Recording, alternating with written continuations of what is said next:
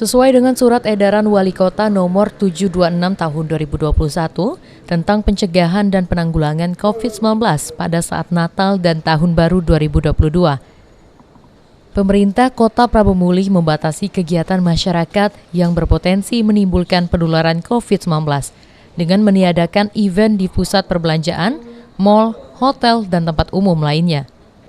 Selain itu juga masyarakat dilarang menggelar pawai, arak-arakan, dan pesta perayaan malam tahun baru, termasuk warga yang ingin mengundang organ tunggal, karena dapat menimbulkan kerumunan massa.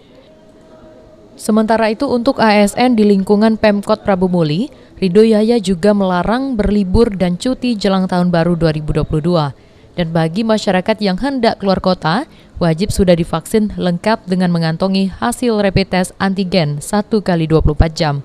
Jelas kita untuk pegawai kita, untuk semua tidak boleh dia keluar daerah, tidak boleh cuti. Yang kedua kita hindari hal-hal yang seperti malam tahun baru, kita hindari semua. Jadi insya Allah kita sama seperti tahun-tahun sebelumnya itu. Berarti untuk acara malam seperti organ tunggal tidak ada lagi di kita, tidak ada, tidak dibolehkan lagi di Kota Prabu Mulih malam tahun baru. Atau cukup kondangan mela anak nyanyi. Ya.